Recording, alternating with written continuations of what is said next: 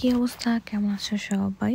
আমি আজকে তোমাদের সাথে শেয়ার করব আমার হসপিটালের জার্নিটা কেমন ছিল।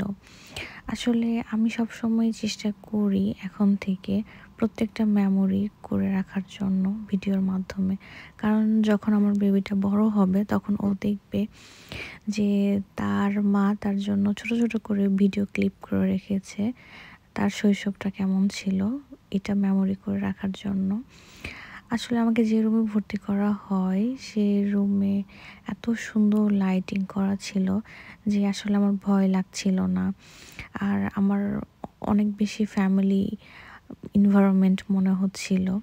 এই যে তোমরা দেখতে পাচ্ছ কত সুন্দর ডিম লাইট, সাথে করে ছোট ছোট ক্যান্ডেল ছিল।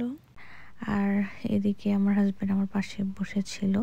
ওরা আস্তে আস্তে আসলে বেবির প্রত্যেকটা জিনিস রেডি করছিল। তো আমার ওই রুমে বেবি হওয়ার পর আমাকে আরেকটা রুমে ওরা পার করে দেয়। এই রুমটা ছিল অনেক বেশি আলো, আর প্রত্যেকটা জায়গা ছিল অনেক নিট অ্যান্ড ক্লিন। আর এদিকে আমার হাজব্যান্ড আমার বেবির সাথে খেলা করছিল। আরেকটা ব্যাপার হচ্ছে এখানকার খাবার তুমি চুজ করতে পারবা। তো আমি বাঙালি খাবার চুজ করেছিলাম। খাবারগুলোতে অনেক বেশি লবণ ঝাল কম ছিল, যেটা আসলে আমার ভালো লাগে নাই।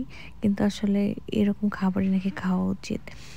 তো বেবি হওয়ার পরের দিন ইভিনিংয়ের দিকে আমাকে বলল যে বেবির চেক আপ হবে, তারপর আমাদেরকে রিলিজ করে দেওয়া হবে। তো বেবির চেক আপ করে দেখলো সব ঠিক আছে।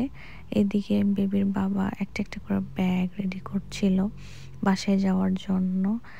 আর আমি এদিকে ভিডিও করছিলাম যে একটা সময় আমার বেবিকে দেখাবো যে তার বাবা আর মা তার পৃথিবীতে আসার পর কতটা বেশি খুশি ছিল। এই জন্য আমি প্রত্যেকটা মেমোরি করে রেখে দিচ্ছি। তো এরপর আমার হাজব্যান্ড বলছিল যে তাড়াতাড়ি রেডি হয়ে নাও। তো আমরা এখন বাসায় যাওয়ার পালা। সব ডকুমেন্ট সাইন আপ করার পর এখন আমরা বাসার দিকে যাচ্ছি। আর এইদিকে আসলে অনেক বেশি ফর্মালিটি মেনটেন করতে হয় এখানে।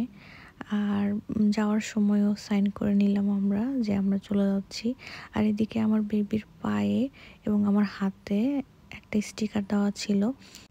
ওরা স্ক্যান করে দেখলো যে এটা আসলে আমাদের বেবি কিনা, কারণ এরা আসলে অনেক বেশি সিকিউরিটি মেনটেন করে।